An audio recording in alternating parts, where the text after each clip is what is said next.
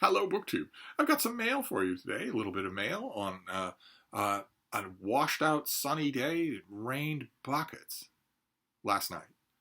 It started on and off yesterday afternoon, 70 degrees Fahrenheit, 70 degrees again today Fahrenheit. It's not winter at all. Boston's not going to have a winter. But so you can walk around in your shirt sleeves, but the afternoon was really dodgy as far as dog walks for the little bean go. She's right here with me. As far as dog walks with her go, the afternoon was a little dodgy because it was one of those atmospheres where it could rain at any moment. The forecast is no longer any good at that point. That actually happened to us at one point. We took a walk in the afternoon when it was just cloudy and really a damp feel in the air, and we were halfway through that walk when it started to rain in earnest, and it stopped right after we got back. So there's no way to anticipate it, and those half-hearted bursts of showers turned into genuine slapping down rain at night, and it poured all night long. So all of my cisterns and buckets or barrels are full of rainwater, and it's moved out now. It's gone. So we've gone back to normal. The new normal for Boston, which is 65, 70 degrees Fahrenheit and no precipitation at all. Any storm system that's going to bring any kind of precipitation, rain, snow, well, in days past, sleet, is so unusual now that it's all anybody talks about for a week ahead of time, and it's not all anybody talks about for a week afterwards. So we'll now have just normal walk around in your shirt sleeves spring weather for the next week as we go into December in Boston. So for 170 million years, going into December in Boston meant that you already had a few blizzards under your belt and you had snow on the ground, definitely. And it was not going to be 70 degrees Fahrenheit for months. It's not the world we live in anymore, so it's just a beautiful day. Very much has the feeling of taking a deep breath because everything was battened down yesterday, slashing down rain. Oh my God, the dog walks were a nightmare. but it's a nice, clear, mild day now, and I've got some mail. All of this is very lightweight, and I don't mean the content here. I mean I've got 3 packages to show you, and all the packages are as light as a feather, including the box. So I don't know what that means. Don't know if that's going to refer to the content as well. Okay, what is this next one? All right, this is an April release. This is a murder mystery. Interesting. So this is by John Shen Yen Ni and S.J. Rosen, and it is called The Murder of Mr. Ma. Kind of a fun cover there. And this is the first book in a series. Okay, great. So this is the first book in a series set in, let's see here. This is a Sherlockian pastiche with elements of traditional Chinese crime fiction that reads comfortingly familiar while highlighting real historical aspects of the Chinese immigrant community in post-World War I London. The setting is London in 1924, when shy academic Lao She meets larger-than-life Judge D. Ren Ji, some characters named after Judge D, maybe. His life abruptly turns from books and lectures to daring chases and narrow escapes. D has come to London to investigate the murder of a man he'd known during World War I when serving in the Chinese Labor Corps. No sooner has D interviewed the grieving widow than another dead body turns up, then another. All Chinese victims stabbed to death with a butterfly sword. Will D and Lao be able to connect the threads of the murders, or are they the next in line as victims? Okay, the authors combine traditional Chinese crime fiction with the most iconic aspects of the Sherlock Holmes canon. This historical mystery grounds itself in facts of the time and draws upon the lives of 2 celebrated Chinese figures, the novelist and playwright Lao She, whose satirical 1929 novel Mr. Ma and Son chronicled a Chinese shopkeeper's experiences with Western prejudice, and whose eponymous protagonist is alluded to here, and D. Renji, a Tang Dynasty magistrate, who has been semi-fictionalized in countless original detective stories and translations. This book reimagines D transported from first-century imperial China to London's bustling Chinatown of the 1920s, where his keen eye for justice and valorous spirit naturally ends with and draws his accomplice into high-octane chase and fight scenes that rival the Sherlockian counterparts. And the pub sheet mentions that the authors have even retained a kung fu consultant while writing the series. How wonderful. Okay, well, we know the routine here, right? I mean, this comes out in April, did we say? April, yeah, this comes out in early April.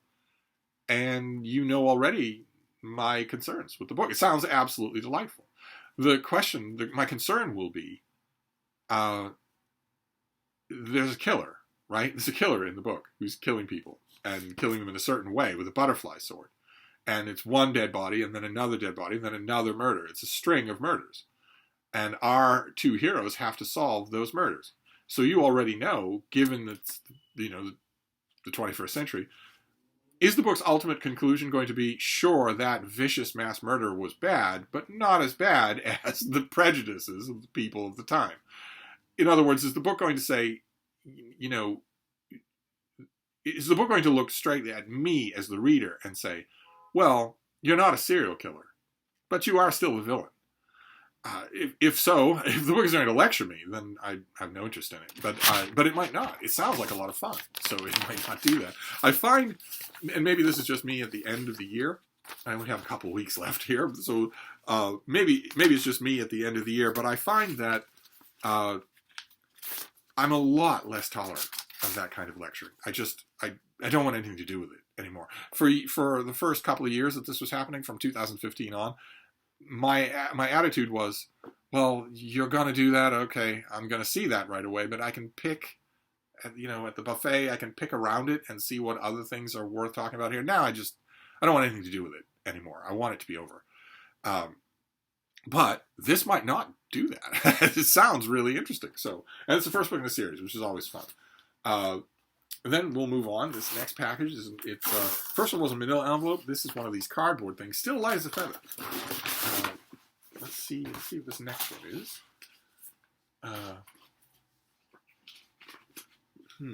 Okay, this is also for next year. This also comes out on the exact same date, April 2. This is by Freya Sampson, and it is called Nosy Neighbors. That is a terrific cover. I'm not always a fan of cartoon covers, but if you're going to do it, that's kind of the way to do it. I like how a novel is right there on the brass plate. Let's see here.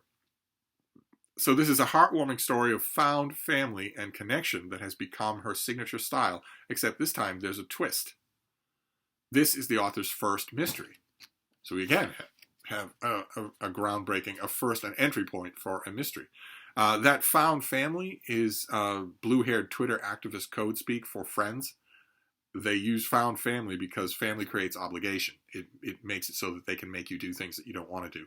The reason that they don't use the word friend is because they don't have any friends. And they only have allies and found family. They only have people who they can leverage and then expel if they deviate. They don't use the word friend because friend is so much more elastic than that. You're not supposed to agree with everything your friends think. You're not supposed to be able to exile your friends. They're supposed to be with you through thick and thin. So found family has become a kind of code speak. We'll just have to hope it's the only code speak in this pub sheet. Because I don't know if I can take two of these in a row. Although the first one, that could be my imagination. This is a funny, warm, and uplifting romp led by an unlikely amateur sleuthing duo, two neighbors in the English countryside who hate each other. Okay, that's promising. 25-year-old Kat Bennett and 77-year-old Dorothy Darling are residents of Shelley House, a historic old apartment building in the quaint English town of Chalcott. It's a 50-year difference in their age. I'm excited already. That is wonderful. But living in proximity is the only thing these two women have in common. The two despise each other. Dorothy sees Kat as prickly and unapproachable, a punk with pink hair who prefers to keep to herself. Kat rolls her eyes at Dorothy, a cantankerous senior citizen who can't seem to mind her own business and spends her days sternly reminding everyone in the building to mind the rules. Okay. All right, well, I had worries just a minute ago. That found family thing, that gets my hackles up. But they are gone now. Whoever wrote this pub sheet has definitely earned their keep. I now want to read this. When Kat and Dorothy receive word that Shelley House will be torn down and replaced by new condos, and that its residents will be evicted, they're each sad for their own reasons. But they won't miss each other, or even their acquaintances in the building. Most residents, including Kat and Dorothy, accept the building's fate, but not Joseph, a kindly neighbor who has lived at Shelley House for years. When Joseph is violently attacked inside his apartment, Kat and Dorothy are shocked. Who could do this to Joseph? Was it simply a coincidence that Joseph had been a vocal opponent of the demolition? Dorothy and Kat begin to notice strange happenings and even break-ins at the apartment complex, and it quickly becomes apparent that trouble is afoot. The odd pair must work together to figure out who is behind the crimes at Shelley House before anyone else gets hurt. In the process, they may even learn to like each other and to rally a neighborhood to save the home they hold so dear. So does that mean this is a murder mystery series with no murders? It's not mentioned that Joseph is killed. It's mentioned only that he's attacked. Interesting. You don't see that very often. Okay, well, I think the worst thing I could do here, since we're in the era of good feelings here, the worst thing I could do here would be to read the author's biography. But I'm at the end of the year, so I just don't care as much. Let's ask for trouble. Do we have any biography? No, we just have The Lost Ticket. This author wrote The Last Chance, the Last Chance Library, and The Lost Ticket. This author has written a lot of really, really embraced stuff, but no biography. And you're going to tell me? No, you're not. All right, fine by me. Fine by me. We'll avoid trouble the old-fashioned way. All right, so that comes out in April, and I have to admit, that sounds delightful. They both do. Both of these things sound delightful. They both come out on the same day. So here, let's fold this so that the date is the first thing we see when we open it. And I believe, what will this be? Will this be a hardcover? No, this will be an $18 trade paperback. So this will be what you get. Nosy Neighbors. And then finally we get to the box, which ordinarily would please me a lot, but it's as light as a feather. Is it just that some publicist had a book to send and then didn't have any manila envelopes, right there to hand, so they put it in the box even though it shouldn't be? Oh my, the box is not coming quietly. That's very interesting. And because of my filming location, I do not have scissors nearby, as I ordinarily would. That's all right, though. We can just brutalize this by main force. I tend to brutalize the book anyway. I might as well brutalize the package. Let's see what this is. No, it's a big thing. God, I'm just going to have to destroy the package to get at this thing. So I don't have scissors. That's my fault. What have we got here? Oh my God. Oh my God. All right, this also comes out on the 2nd of April. All three of these books have the exact same pub date. When's the last time that happened? This also comes out on the 2nd of April. This is a very, very different thing. Oh my. Oh, so you are what, 1,000 pages? Is that what you are? Let's see. Are you 1,000 pages long? Well, 800 with the index and whatnot. This is going to be a big book. This is the collected poems of Delmore Schwartz. This is edited by Ben Mazer. Wow. Big, thick thing. This comes out in April. Okay. Delmore Schwartz, James Laughlin called him the American Auden. And Alfred Kazin said, the genius, the writer of the old partisan gang. The Partisan Review, that must be referring to. And Lou Reed called him my inspiration. Good to know. Let's see here. Wow, this pub sheet is... Delmore, like Byron, awoke one morning to find himself famous. Wallace Stevens sent him a congratulatory note about the collection. T.S. Eliot wrote to him, I want to see more poetry from you. Okay, Delmore... we're told that Dwight MacDonald said, I never heard anybody call him Schwartz, but his editor should. People who didn't know him should. But I guess that's not going to happen. Was the first of that group of American poets who came to prominence after the innovations of Eliot and Pound, though only a few years older than Robert Lowell and John Berryman, who dedicated his second volume of dream songs to Delmore. Yeah, we're going to call him Delmore. Okay. Delmore's wunderkind ascent made him the elder poet of the group. It was Delmore who, I don't know that I'm going to be able to do this. Unfortunately, these are the poems. This is not a biography. A biographer who did that would just unscrew my back teeth. It was Delmore who most visibly attempted to integrate Marx and Freud into his poetry and to write nakedly autobiographical verse about his childhood. Never got to him in Poetry Thursday. I bet you can guess what my reaction would be. Delmore was the son of two Jewish parents living in the outer boroughs who had to give who had given him a first name that he felt was incongruously waspish in relationship with his last. Delmore viewed the name as a curse, a constant reminder of what he believed to be his father and the failure of his family's integration and the psychic fissures that caused. This experience was to Delmore that American experience, and it was on this fundament. Okay, all right. So the writer of this pub sheet first it reveals themselves in a couple of different ways. First of all, they are unbearably pretentious, or they're being told to be, and second, they have to be a man. Because they're not saying it was the foundation on which much of Delmore's poetry was built. They're saying it was the fundament on which most of his poetry was built. Okay. Well, I know one publicist who's never getting an invite over here for wine and calzones. Okay.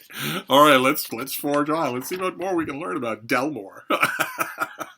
Genesis, the next large project Delmore undertook, was to be an almost explicit autobiographical exploration of the theme of Jewish integration, though the autobiography of a poetic alter ego, all told through the epic form. Though now appreciated by those lucky enough to find a copy of it, the book was panned by many critics of the time. As a parenthetical, I will add they panned it because they thought it stunk, not because they were anti-Semitic, as I'm sure is coming up here. Books 2 and 3 of Delmore's Genesis, excerpted in these collected poems, were never widely released during his lifetime. Excerpted. Okay, so this isn't the collected poems of Delmore. This is a selection. Okay. I'll have to dig in and find. Oh well, I won't be doing any digging this year. But you're gonna have to know that. I'm gonna have to know what this is in order to tell the reader what this is. If you're excerpting things, then this is not the collected poems of Delmore. Sorry, I wouldn't want to be anti-Semitic. Under the pressure of what Delmore saw as his collapsing career, and exacerbated by an escalating alcohol and amphetamine addiction, as well as a struggle with mental illness, Delmore fell out of the public eye. Oh, amazing that is phrased. That is a phrase so amazingly. How did that go? Under pressure from his collapsing career and exacerbated by escalating alcohol and pill addiction, as well as a struggle with mental illness. Okay, no, it was the addiction that caused the mental illness and also the professional decline. What a weird way to line them up like that. It's not like you were... No, it was the addiction that caused all the rest of it. It wasn't just lumped in as an item on a list. Anyway, let's move on. Delmore fell out of the public eye. He lived a peripatetic life. I'm sure he did. He wandered around his fundament, didn't he?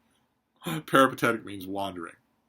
He lived a peripatetic life, moving between flophouses, harassing his former friends, including the novelist Saul Bellow, who wrote Herzog's Gift inspired by this experience. No, he wrote it as an act of vampirism on this experience. He wrote it to use the experience, rather than send the author of the experience $2,000 that would have changed his life completely, and that Bellow could have spared without missing it. But anyway, God, this has become a nightmare, hasn't it? Through accusations of their involvement in some great scheme against him, and teaching at various schools, including Syracuse, where he mentored a young Lou Reed, who dedicated the song European Sun to Delmore. That was all one sentence.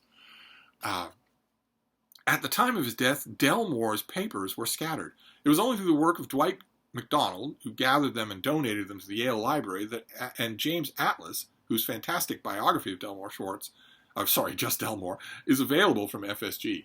A lot of you probably, those of you who are interested in the subject at all, probably got that James Atlas biography when it was a mass market paperback. And now Ben Mazer, who has collected, collated, and often restored to the original version, that these poems, including many never before published, are available to the general reader. It is a momentous occasion in American poetry. Okay. All right. Collected and collated, I understand. Restored? Very interesting. I don't know. I am not at all an expert on the literary history, the literary provenance of Delmore. Not at all. I'm going to have to become at least knowledgeable on the subject. But I read Atlas's biography, but that was decades ago. Okay, so Delmore was born and raised in Brooklyn. A brilliant poet, short story writer, and literary talent. And that is it. Yes, that is it. All right. Well, okay. Some questions raised there. Obviously, what is in here? I'll have to do a deep dive into that if I come back to this book. But nevertheless, the central claim, what I'd like to think when you pare away the fundaments and the peripatetic, I'd like to think the central claim of the pub sheet is that this is a very important volume in American poetry and in the publication of American poetry. I don't think there's any question of that. This is going to be a landmark volume. I don't think there's any question of that. So it'll just be a question of figuring out what it is in order to demystify that for the reader. And I'm not going to be alone in that. This is going to get reviewed everywhere. Absolutely everywhere. 2,000 words in the London Review, 1,000 words in the TLS, 5,000 words in the New York Review of Books. Everywhere. It'll be the front cover of the New York Times Book Review. It'll be this is going to get reviewed everywhere in April. And that's going to be fun on its own. Whether or not any of those other critics do what I would think their first priority would be, the priority that you've seen forming just in this video in real time. The critic's priority here is to understand what this volume is in relation to the author's publication history and demystify that for the reader. The reader is going to want to know what this is so that they can make the decision whether or not it's worth their time, their effort, and their money. And I'd be willing to bet that all of those long pieces that I just described, I know they're coming. I could practically assign writers to them. And I'd be willing to bet that none of those will do that actual first obligation. Instead, they'll all be about Delmore. And that's going to be fascinating on its own. Sure, the purist in me, the purist old school critic in me might say, you should do that first. That should be a paragraph right up at the beginning of your piece. Sure, that's going to be my reaction. I'm going to rejoice in those pieces. They're going to be wonderful, absolutely wonderful to read, utterly fascinating. So the hardcover that I have of this thing will be full of clipped reviews. I don't want to look because I already know, but I'd be willing to bet this is going to be brutally expensive. If, for instance, you are in the reading public that will want this and won't want to borrow it from the library. Dare we look, probably $40, something like that. Oh, $50. Oh my God, $50 and $70 in Canada. Oh, okay. All right, that's physically painful, but you're going to have a whole lot of options, right? Delmore Schwartz is forgotten now, except in scholars of American poetry. He's forgotten. He doesn't live like other poets do, so some other poets do. So it's possible that there won't be a waiting list for this. It's possible that your library is not even considering buying it. So there are other ways. There are ways and there are ways. And of course, one of you, if I come back, one of you is welcome to this advanced copy. I'll want the finished copy. Anyway, so, but indisputably major. Fascinating. All on the same day. So two opening entries in Murder Mystery series and the collected poems of Delmore Schwartz that is or is not collected. Is it the collected poems of Delmore but not the complete poems of Delmore? Is it a significant improvement on earlier collections from this author? And also there's also the question of the annotation. Because when you get past the discography and you get to the index pages at the back, they are blank in this, and they go on and on and on. So that means that this is going to have end matter to it. Just a question of what that end matter will be like. This advanced copy is only good for me as a critic to give me a sense of what's in here and what's not. And in terms of commenting on the worth of the critical apparatus, I won't be able to do that until I get the finished copy. So here it's a real difference, right? If I'd got an advanced copy, this is an advanced copy of this book, but there's functionally no difference between this and the book that will come out on April 2nd. So here I can comment on every aspect of the book. And this thing I can't. But what a trio. So we have two murder mysteries and the collected poems of Delmore Schwartz. How amazing. How utterly amazing. What a trio, and all for the same date. So that's your mail for today. So I will wrap this up for now, but I'll be back. Thank you, BookTube.